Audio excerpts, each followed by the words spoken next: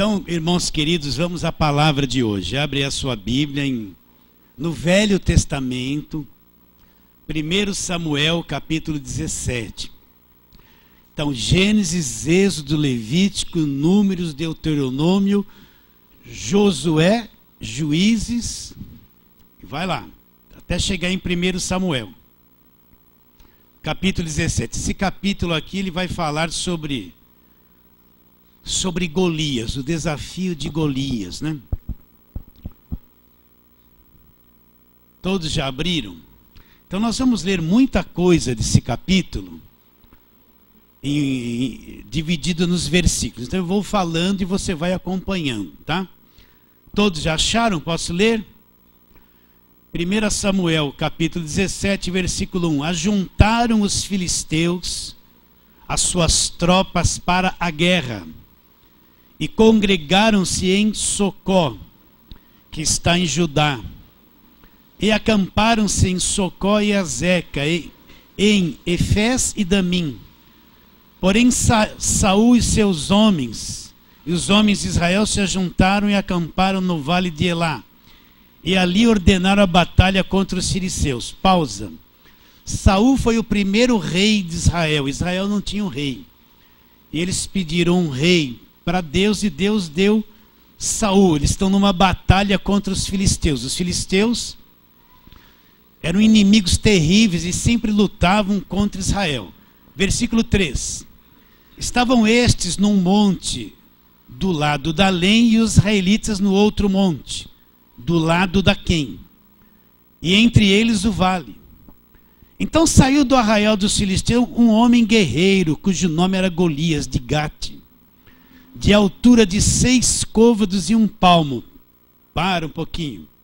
O que é a medida de um côvado? Um côvado é 44,4 centímetros. Então Elias, ele tinha 6 côvados mais 1 palmo, daria mais ou menos quase 3 metros de altura, né? Continuando. Versículo 5. Trazia na cabeça um capacete de bronze e vestia uma couraça de escamas, cujo peso era de 5.000 ciclos de bronze. Trazia caneleiras de bronze nas pernas e um dardo de bronze entre os ombros.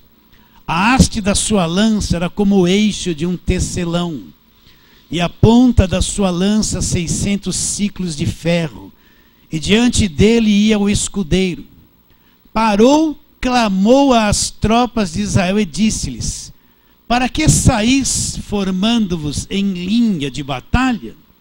Não sou eu filisteu e vós servos de Saul? Escolhei dentre vós um homem que desça contra mim. Se ele puder pelejar comigo e me ferir, seremos vossos servos. Porém, se eu vencer e o ferir, então sereis nossos servos e nos servireis. Disse mais o filisteu: hoje afronto as tropas de Israel. Dai-me um homem para que ambos pelejemos. Ouvindo Saul e todo o Israel estas palavras do filisteu, espantaram-se e temeram muito. Versículo 16. Chegava-se, pois, o filisteu pela manhã e à tarde, e apresentou-se por 40 dias. Agora vamos lá para o versículo 24. Todos os israelitas, vendo aquele homem, fugiam de diante dele e temiam grandemente. Versículo 31. Ouvidas as palavras que Davi falara, anunciaram-nas a Saul, que mandou chamá-lo. Davi disse a Saul: não desfaleça o coração de ninguém por causa dele. Teu servo irá e pelejará contra o filisteu. Porém Saul disse a Davi: contra o filisteu não poderás ir para pelejar com ele, pois és ainda moço e ele guerreiro desde a sua mocidade. Respondeu Davi a Saul: teu servo apacentava as ovelhas de seu pai, quando veio um leão ou um urso e tomou um cordeiro do rebanho. Eu saí após ele e o feri, e livrei o cordeiro da sua boca. Levantando-se ele contra mim, agarrei-o pela barba e o feri e o matei. O teu servo matou tanto o leão como o urso, este incircunciso filisteu será como um deles, porquanto afrontou o exército do Deus vivo. Disse mais Davi: o Senhor me livrou das garras do leão e do urso, e me livrará das mãos desse filisteu. Então disse Saul a Davi: vai-te, e o Senhor seja contigo. 40.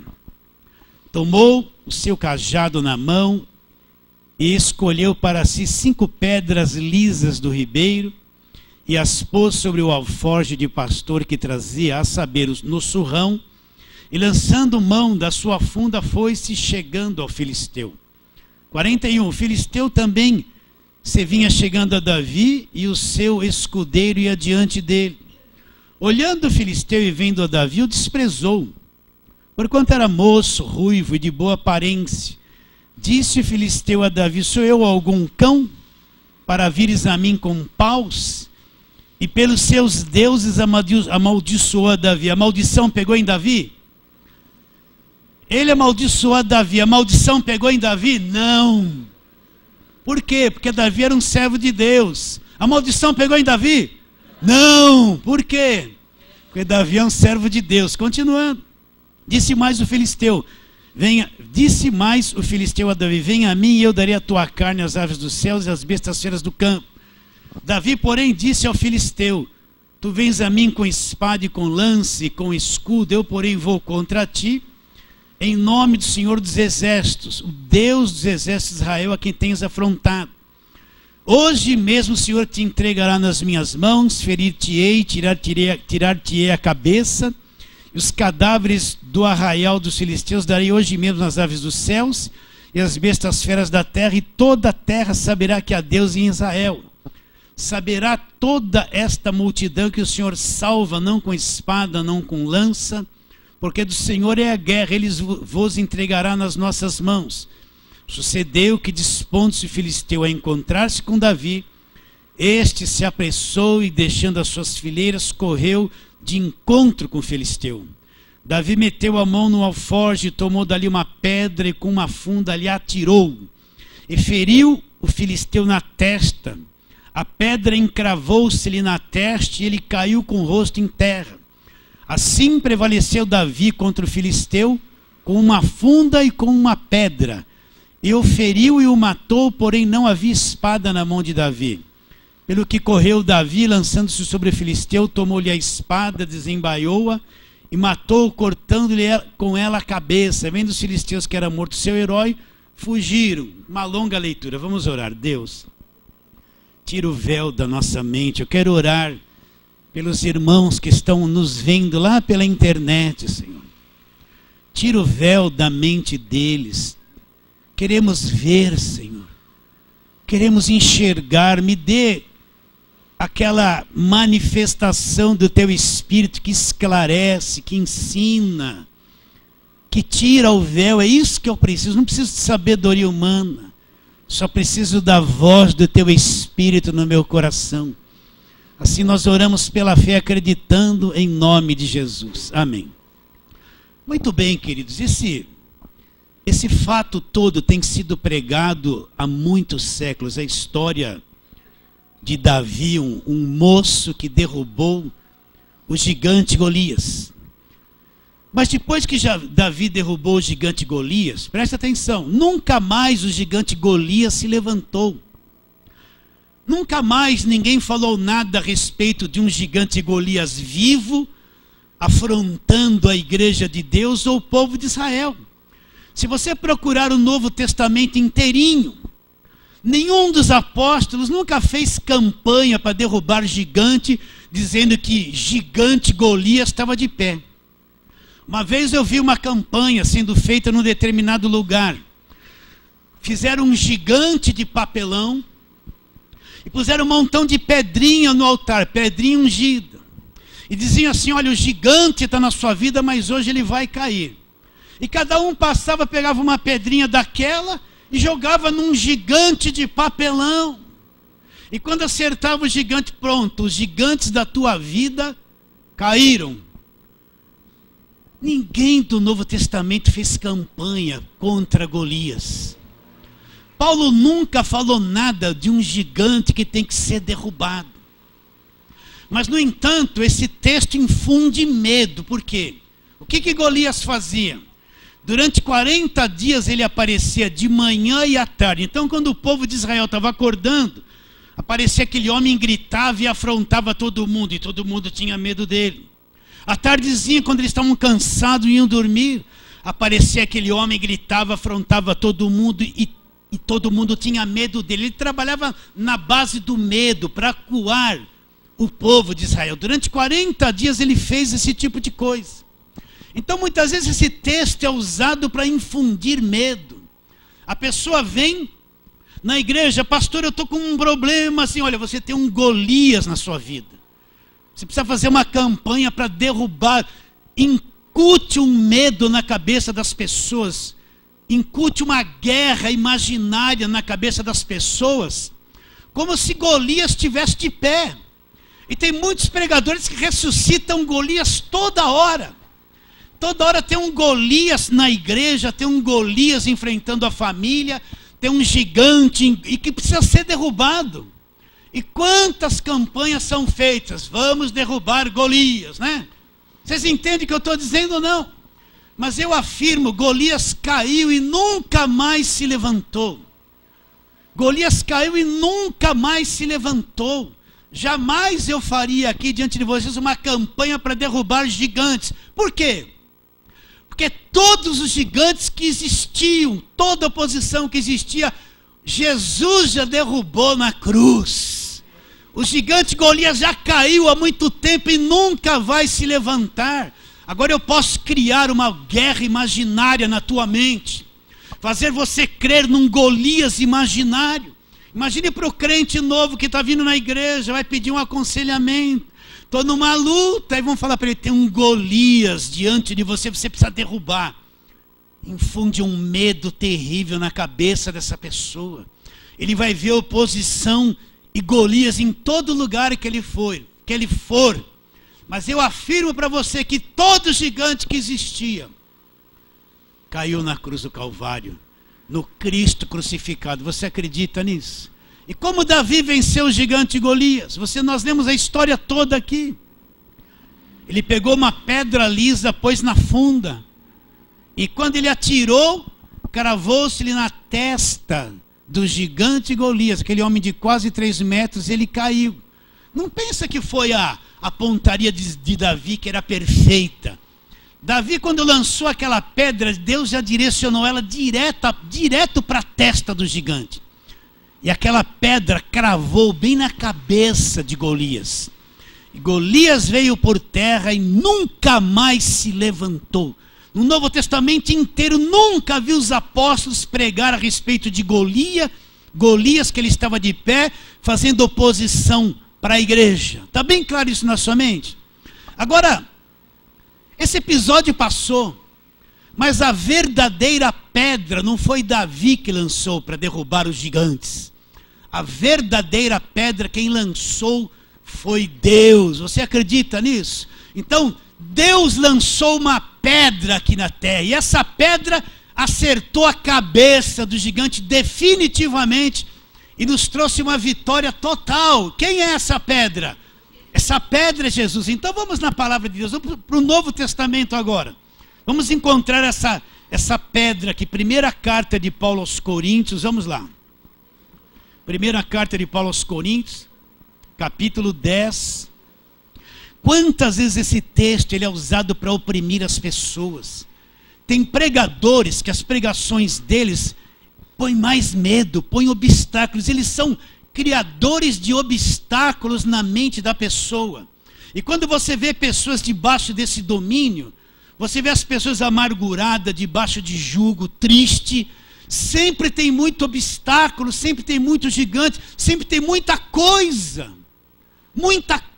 diante delas que elas têm que vencer. Elas entram numa guerra interminável, mas não conseguem entender que na cruz, meus irmãos, toda oposição já caiu na cruz. Eu só preciso crer.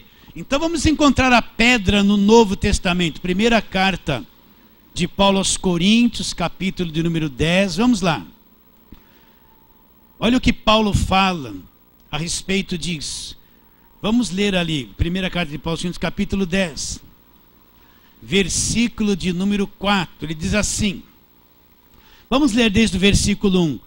Ora, irmãos, não quero que ignoreis que nossos pais estiveram todos sob a nuvem, falando dos pais do Velho Testamento, e todos passaram pelo mar, tendo sido todos batizados, assim como na nuvem como no mar, com respeito a Moisés. Todos eles comeram de um manjar espiritual e beberam da mesma fonte espiritual, porque bebiam de uma pedra espiritual que os seguiam.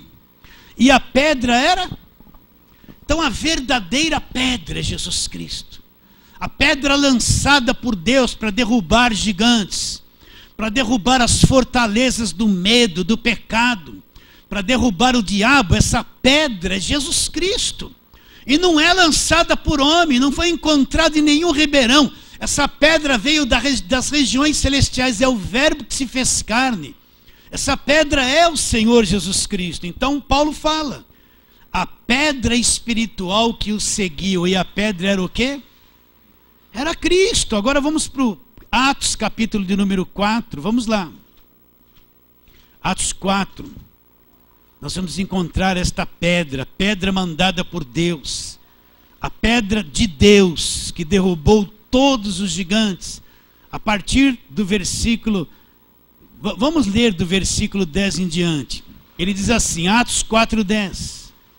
Tomai conhecimento, vós, todo o povo de Israel, de que em nome de Jesus Cristo Nazareno, a quem vós crucificastes, a quem Deus ressuscitou dentre os mortos, sim, seu nome é que este está curado perante vós. Este Jesus é pedra, rejeitada por vós construtores, a qual se tornou a pedra angular. E não há salvação em nenhum outro, porque abaixo do céu não existe nenhum outro nome dado entre os homens, pelo qual importa que sejamos salvos. Então o que Pedro apresenta? Pedro apresenta Cristo como a pedra. Olha o que ele diz. Ele é a pedra rejeitada por vós construtores, a qual se nos tornou pedra angular. Então Pedro apresenta Cristo como a pedra que foi rejeitada pelos construtores. Quem eram os construtores? A liderança religiosa de Israel, que tinha que ensinar a palavra, reconhecer o Messias. Eles eram os construtores e eles rejeitaram a pedra enviada por Deus. Eles rejeitaram. Então Pedro fala, olha, debaixo do céu, entenda isso, meu irmão. Está entendendo? Debaixo do céu não existe nenhum outro nome dado entre os homens, nem nome de apóstolo. Hoje em dia a igreja venera os seus apóstolos, os seus líderes. Eles gostam de correr atrás deles, eles falam, são nossa cobertura espiritual, mas a única cobertura espiritual da igreja é Jesus Cristo. O cabeça da igreja é Jesus Cristo. A cobertura espiritual da igreja é Jesus Cristo. Nenhum homem, nenhum apóstolo moderno pode ser cobertura da igreja. Debaixo do céu não existe nenhum outro nome dado entre os homens. Nenhum outro. Nenhum outro. Nenhum outro nome dado entre os homens, pelo qual importa que sejamos o quê? Salvos. Esta é a pedra mandada por Deus, lançada por Deus para resolver e derrubar todos os gigantes que haviam contra a vida de qualquer um que crê em Jesus Cristo. Está bem claro isso na sua mente? Então quem é a pedra? A pedra é Jesus. Mateus capítulo 16, vamos lá, Mateus 16. Vamos ver esta pedra lá também. Mateus 16, versículo 13. Indo Jesus para os lados da Cesareia de Filipe, perguntou a seus discípulos, quem diz o povo ser o Filho do Homem? E eles responderam, uns dizem João Batista, outros Elias, outros Jeremias e alguns dos profetas. Olha a visão que aquele povo tinha de Jesus. Eles estavam vendo em Jesus João Batista. João Batista tinha morrido. Como poderia ser João Batista? Outros diziam que Jesus era Elias. Outros, Jeremias ou alguns dos profetas. Olha que visão distorcida eles tinham de Jesus Cristo. Olha a mente deles aonde estava. Mas vós, continuou ele, quem dizeis que eu sou? Respondendo Simão Pedro disse, tu és o Cristo, Filho do Deus vivo. Então Jesus lhe afirmou, bem-aventurado és, Simão Barjonas, porque não foi carne e sangue quem te revelaram, mas meu Pai que estás nos céus. Também eu te digo, tu és Pedro, sobre esta pedra. Quem é esta pedra? É Pedro ou é Cristo? É Cristo. Então Pedro teve uma revelação, Jesus disse para ele, você é feliz, você é bem-aventurado. O que é uma revelação de Deus? É Deus permitir que o homem entenda e conheça os seus desígnios. É quando Deus abre o entendimento de uma pessoa e faz ela ver uma coisa na palavra que ela nunca tinha visto ainda. É Deus revelando os seus desígnios. Então Jesus Cristo diz, Pedro, foi meu Pai que fez você compreender isso. Você é feliz porque entendeu isso. E depois ele chega e fala, Pedro, sobre esta pedra que é Cristo, presta atenção, eu edificarei, eu construirei a minha igreja.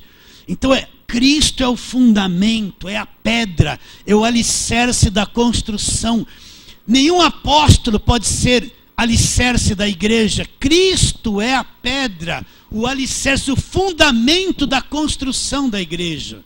Então o que Jesus Cristo diz? Sobre esta pedra que é Cristo, eu vou construir a minha igreja, e as portas do inferno não vão prevalecer. Nada vai prevalecer contra a igreja construída sobre a rocha, sobre a pedra. E a pedra é quem?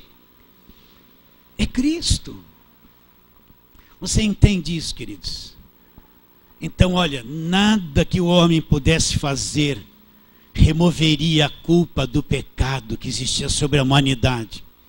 Nada que o homem pudesse fazer destruiria o poder do diabo que ele exercia sobre a humanidade. Nada que o homem pudesse fazer destruiria as maldições que vinham sob o castigo da lei sobre a humanidade.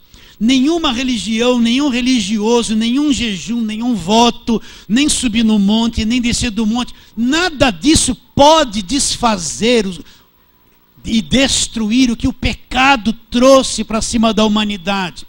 A condenação que veio sobre a humanidade. Mas a pedra lançada por Deus, que é Cristo, é a única coisa capaz de desfazer a escravidão que existe sobre o homem. É a única coisa capaz de destruir o poder do pecado sobre o homem. É a única coisa capaz de destruir e despojar o diabo a favor do homem.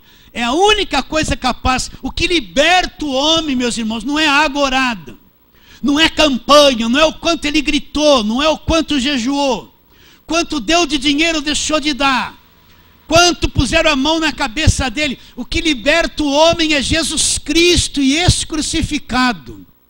Você entende isso? A verdadeira libertação, ela vem da cruz. Jesus disse, eu repito isso direto, e conhecereis a verdade, e a verdade conhecida vos libertará. Você pode pôr a mão na cabeça de uma pessoa e falar, sai a vida inteira, mas se ela não entender a verdade, no culto seguinte ela está ali com a cabeça para você pôr a mão tudo de novo. A pessoa pode sapatear e ralabacate, alabacá, eis que te digo, receba, fazer isso todo culto. Mas se a pessoa não conhecer a verdade, não conhecer a verdade na palavra de Deus, ela não vai ser liberto. O que liberta a pessoa é o conhecimento, palavras de Jesus. Você pode tomar uma caixa d'água de 500 litros de água orada, vai fazer bem para os índios, não vai fazer mal, é muita água. Mas se ela não conhecer a verdade, ela vai querer tomar de novo, porque não vai libertar a vida dela. Mas quando ela olha para a cruz e vê o Cristo crucificado, Deus que se fez homem, ela vê o sacrifício perfeito e crê, então ela, conhecereis a verdade é o quê? Agora pensa, como está a mente daquele indivíduo que toda hora vê um gigante na frente dele. Como está a mente daquela igreja que a liderança toda hora infunde um medo, ressuscitando um Golias na vida dele. Como está a mente daquelas mulheres que o marido não é crente e falam para ela: você tem um Golias para derrubar, um gigante, alguém além da sua capacidade. Essa gente está oprimida, está massacrada emocionalmente, está angustiada, não tem uma visão do poder de Jesus Cristo. Elas vivem aterrorizadas de medo, toda hora é um Golias, e Golias cai, na campanha seguinte volta, tem que fazer de novo. Vocês estão entendendo? Isso é para libertar a mente das pessoas. Eu estou pregando mais para quem está na internet do que você que está aqui, que já ouviu tudo isso. Então, qual é a pedra verdadeira? A pedra verdadeira é Jesus, e não foi lançada por homem. Não veio da parte de homem, ela foi lançada por Deus. Por Deus. Está bem claro isso na sua mente? Sim ou não? Então vamos trabalhar na palavra de Deus. Vamos lá. Gênesis 3,15, olha lá, Gênesis 3,15. Nós vemos Deus amaldiçoando a serpente, mas nós vamos ler só o versículo 15. Esse capítulo 13 é a queda do homem, quando o homem transgrediu o mandamento de Deus, se tornou pecador. No versículo 14, Deus amaldiçoa a serpente. E no versículo 15 ele lança uma palavra, presta atenção, ó. Ele diz assim para a serpente: porém inimizade entre ti e a mulher, entre a tua descendência e o seu descendente. O que ele está dizendo? Que viria um descendente da mulher, que a mulher geraria uma semente, viria um descendente. Haveria uma inimizade entre esse descendente e a serpente, que é o diabo. Haveria uma inimizade. E o que esse descendente faria? Olha lá. Este te ferirá a cabeça, e tu lhe ferirás o calcanhar. Então o que esse descendente faria com a serpente?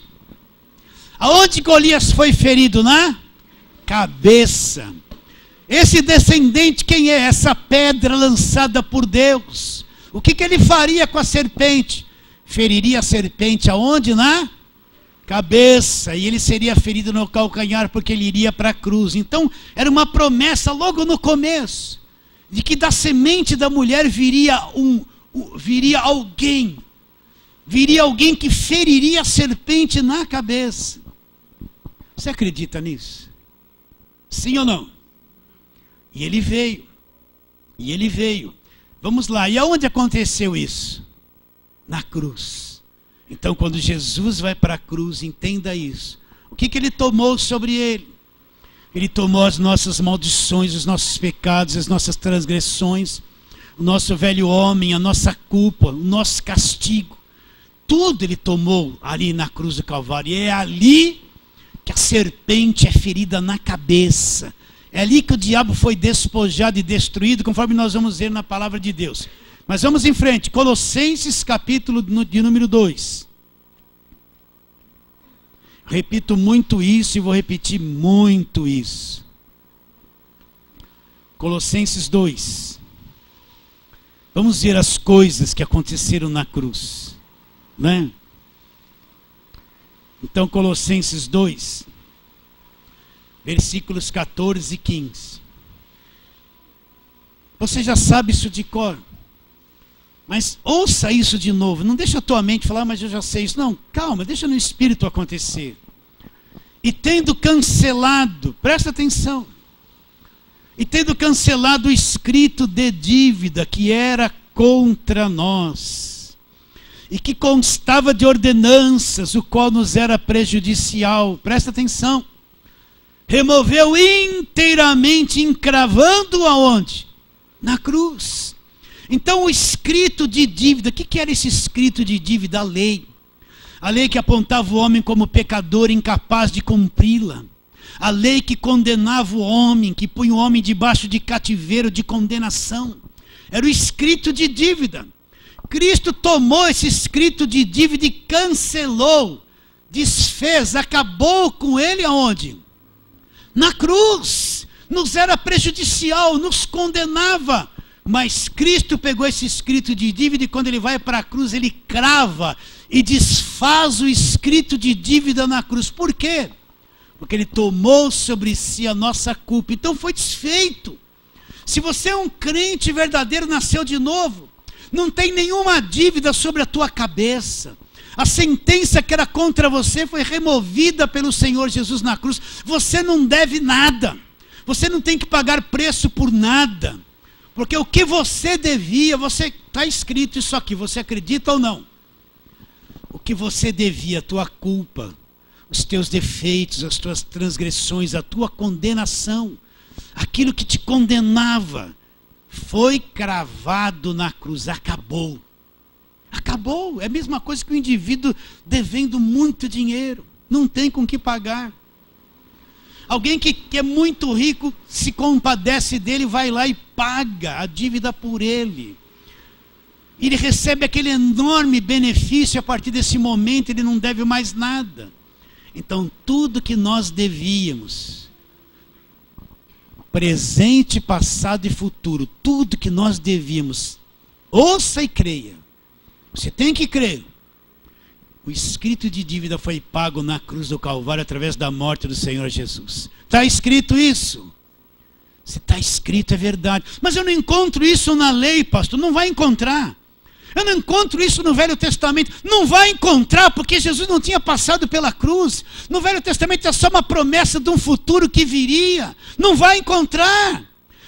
No judaísmo não tem isso. Mas depois que Jesus Cristo vem, morre na cruz, o Novo Testamento, selado com o sangue dele, mostra que na cruz o escrito de dívida foi quitado. Então tudo que nós devíamos foi quitado aonde?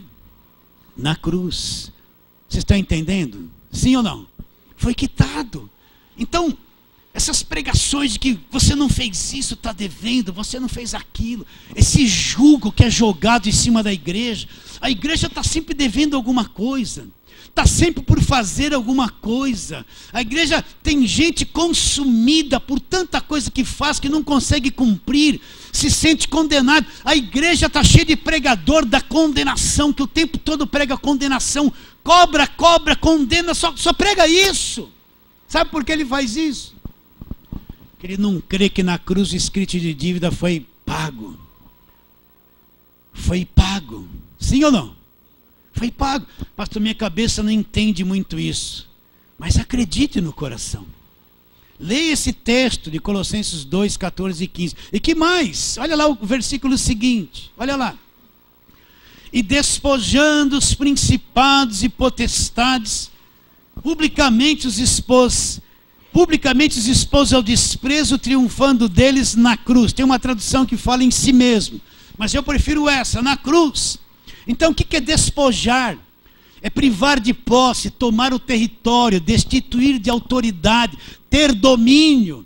Então Jesus na cruz despojou o diabo, privou-lhe de posse, teve domínio sobre ele, quebrou o poder dele. E despojando os principados e potestades, publicamente os expôs ao desprezo, triunfando deles na cruz. Então na cruz, o grande diabo que todo mundo teme, tem medo e cuidado com o demônio, ele foi destituído de autoridade, quebrado o poder dele, despojado publicamente. Tanto o céu como a terra viu que o diabo foi despojado. Agora você acredita? Não, pastor. Não, está escrito. Se está escrito, isso é verdade que liberta. Então, o Golias, o gigante, que todo mundo fala que era o diabo, foi despojado e caiu na cruz. Vocês entendem isso? Então o diabo não está com essa corda toda. Olha o demônio, olha a macumba, olha a inveja, olha a feitiçaria. Vem na campanha para fechar corpo. Pelo amor de Deus, isso é macumba. Como é que uma igreja pode chamar as pessoas para fechar o corpo?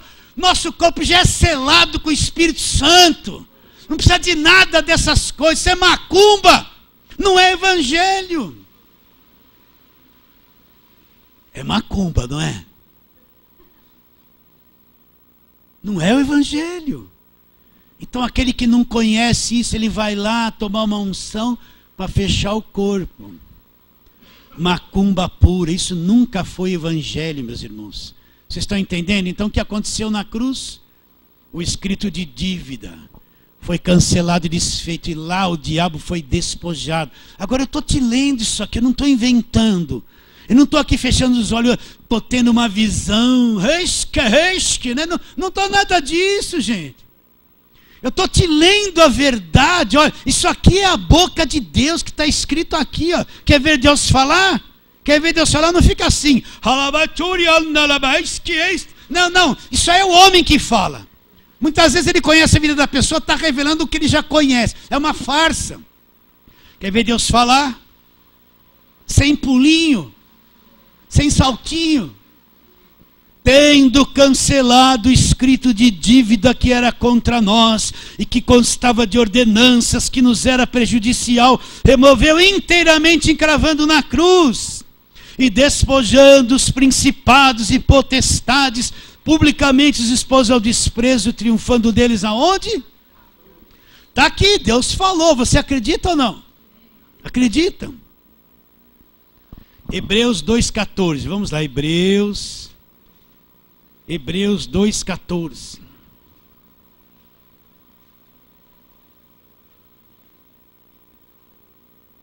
Isso está escrito. Eu vou te ler o que está escrito. Se está escrito, é verdade. Olha lá, versículo 14. Hebreus 2,14. Visto, pois, que os filhos têm participação comum de carne e sangue, destes também ele participou igualmente. Jesus teve um corpo humano, de carne e sangue, semelhante ao nosso. Disso ele participou, para que por sua morte destruísse, olha lá, destruísse o quê? Aquele que tinha o poder da morte. Tem tradução que fala que tem. Não tem mais o poder da morte, porque Cristo quebrou o poder da morte ressuscitando. Ele destruiu a morte, ressuscitou. Para que por sua morte destruísse, outra tradução, aniquilasse. Aniquilasse o quê? Aquele que tinha o poder da morte. Quem era? A saber, o diabo. Então esse Golias, diabo, ele foi destruído ali na cruz do Calvário.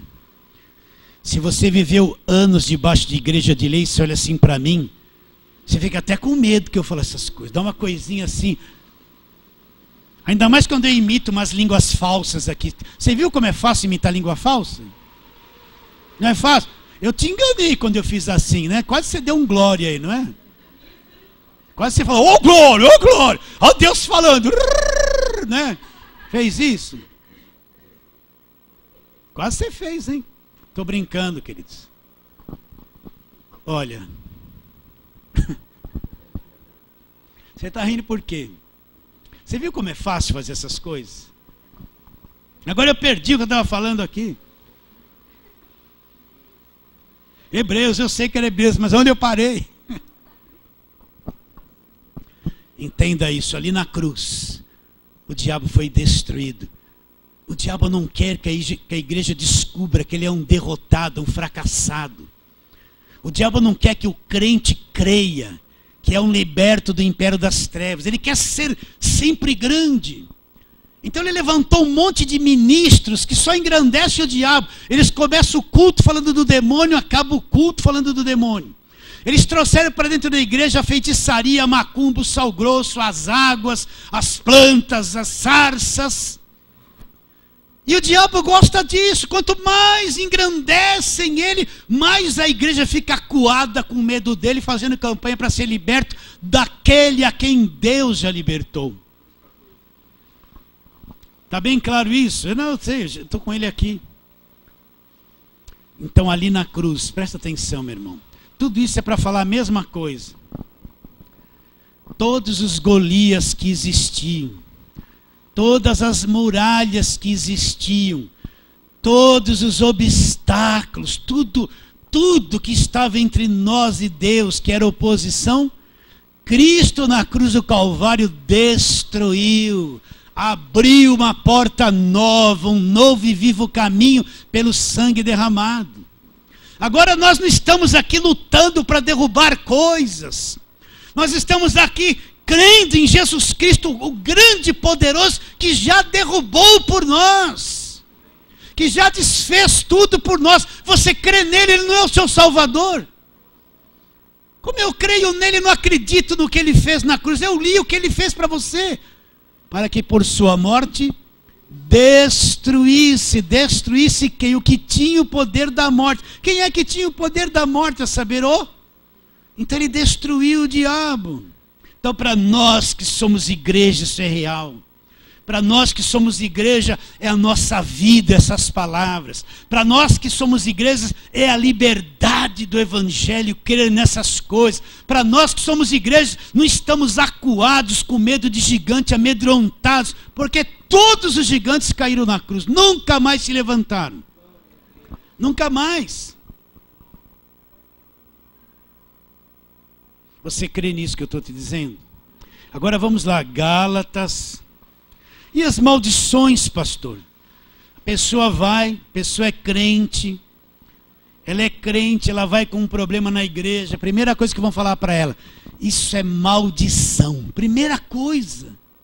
Coitada daquela pessoa que vai pedir ajuda em certos lugares, ela sai pior do que entrou, porque tudo é maldição. O que era a maldição? Era o castigo pela desobediência da lei. Quem desobedecia a lei recebia uma punição, recebia castigo. É assim na lei no Velho Testamento. Mas Cristo na cruz desfez a maldição. Como eu posso ser um crente verdadeiro e ser maldito ao mesmo tempo? Se a Bíblia diz que eu sou abençoado por Deus, como eu posso ser um crente verdadeiro e ter maldição sobre a minha vida, se Deus me abençoou e me libertou? Mas tanta gente crê que está debaixo de maldição. Então, Gálatas 3, versículo 11 em diante, ele diz: é evidente que pela lei ninguém é justificado diante de Deus, porque está escrito: o justo viverá pela fé. Ora, a lei não procede de fé, mas aquele que observar os seus preceitos, por eles viverá. Agora, leia e entende. Quer ouvir Deus falar, meus irmãos? Quer ouvir Deus falar? Cristo nos resgatou da maldição da lei. Como, pastor? Paulo, como Cristo nos resgatou da maldição da lei? Olha lá o que aconteceu na cruz.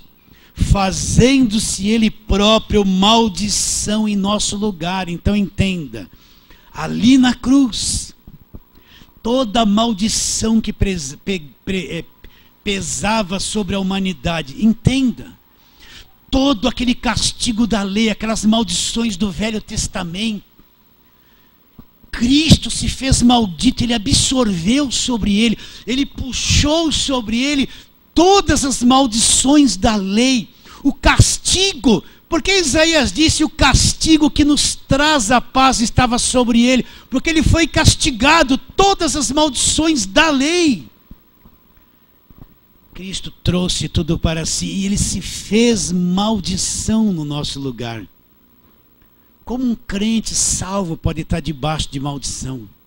Porque ele tem problema, todo mundo tem problema. Ué, o filho não se converteu? Ele não está debaixo de maldição. Muitos filhos não querem saber de vir para a igreja. O marido não se converteu, a esposa não está debaixo de maldição. Muitos maridos não querem vir para a igreja, solta ele. Mas um crente verdadeiro, toda hora, quebra de maldição, quebra de maldição. Isso é uma desgraça, atrapalha a mente dele, traz jugo, traz peso. Agora, Cristo se fez maldito em nosso lugar. Deus não está falando isso?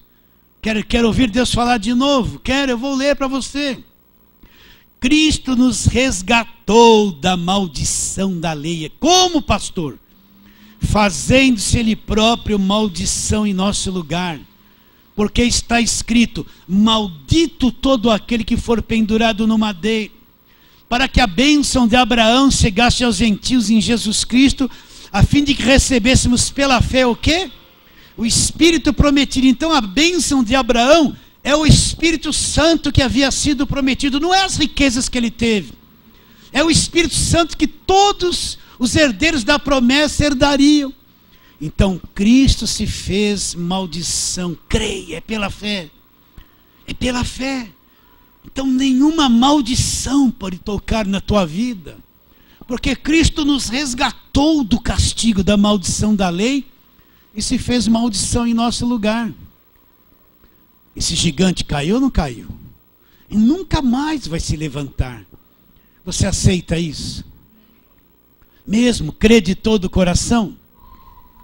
Então vamos pular algumas coisas. Vamos lá, agora João capítulo 19. Vamos lá, João 19.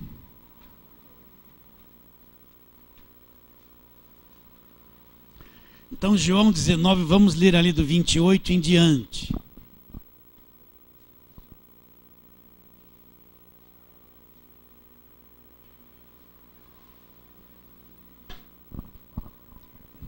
João 19, 28.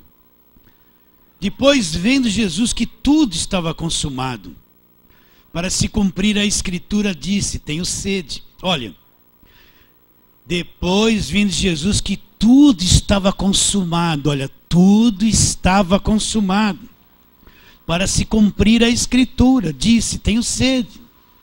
Estava ali um vaso cheio de vinagre. Embeberam de vinagre uma esponja, e fixando-a num caniço de ensopo, lhe chegaram à boca. Quando Jesus tomou o vinagre, disse: está consumado. E, inclinando a cabeça, rendeu o espírito. Então, quando Jesus disse ali na cruz: está consumado, o que essa palavra consumado quer dizer? Tudo que tinha que ser feito, tudo que tinha que ser cumprido, todo o propósito de Deus em Cristo se cumpriu na cruz, se consumou. Não tem mais nada para fazer. Cristo fez tudo por nós. Toda a libertação que eu precisava vem da cruz. Toda a redenção que eu precisava vem da cruz. Todo o perdão que eu precisava vem da cruz. Toda a liberdade que eu precisava vem da cruz. Quando ele disse está consumado, tudo se cumpriu e se realizou. Acabou a velha aliança, ele estabelece o novo testamento, começa-se a nova aliança na cruz. Nascer, ele disse: este cálice é o cálice do novo testamento no meu sangue. Então, todo o judaísmo se cumpriu, todos os quesitos da lei se cumpriram em Jesus. Ele foi o último sacrifício da lei. A lei e os profetas vigoraram até João. Vigoraram, tiveram a sua validade, o seu vigor até João. Através da morte de Cristo na cruz, ele estabelece uma nova aliança e começa-se um novo testamento no sangue dele. Então, tudo está consumado, meus irmãos. Vocês entendem isso? Então, aquelas Jericó, que toda hora alguém faz campanha que vai rodear a muralha, não existe mais. Na nova aliança, Jesus curou o cego de Jericó, fez milagres em Jericó. Zaqueu morava em Jericó e foi salvo por Jesus. Se tornou um território conquistado. Mas as pessoas levantam as muralhas na cabeça dos outros para ficar rodeando uma coisa imaginária. Golias, tudo aquilo acabou, começa-se a nova aliança. E tudo foi realizado por Jesus na cruz. Começa-se o evangelho da graça de Deus. Entende isso, queridos? E a pedra? A pedra foi lançada por Deus, não por homem. Ele é aquela pedra que foi lançada e feriu o gigante na cabeça. O gigante veio por terra e nunca mais se levantou. Você crê nisso que eu estou te dizendo? Resumindo, para nós terminarmos. Todos os obstáculos, presta atenção, todas as paredes, muralhas, barreiras, portas fechadas, todos os gigantes, todos os inimigos, tudo que se opunha entre nós e Deus, Jesus desfez e destruiu aonde? Na cruz do Calvário. Está consumado. Então eu preciso enxergar a obra da cruz. Eu preciso crer no meu Salvador, nas suas realizações. Eu preciso enxergar as cartas de Paulo, a nova aliança, o Novo Testamento, consumir essas coisas, crer nessas coisas, viver pela fé no Novo Testamento. O que vai acontecer comigo? Eu vou começar a entrar num nível de liberdade, de fé extraordinário. Eu vou passar a ver coisas que eu nunca havia visto. Eu vou sair debaixo desse jugo de pregação, de condenação, o tempo todo condenando, pondo jugo, te mandando para o inferno o tempo todo, te cobrando um monte de coisa o tempo todo, sabe, o tempo todo oprimindo as pessoas, pondo elas num cativeiro que Jesus as libertou. Eu vou sair desse enrosco, desse falso evangelho, né? E vou entrar com fé na liberdade com que Cristo nos libertou. Você entende isso? Então Golias, meus irmãos, nunca mais, você tem coração para crer nisso? Então vamos ficar em pé, vamos terminar.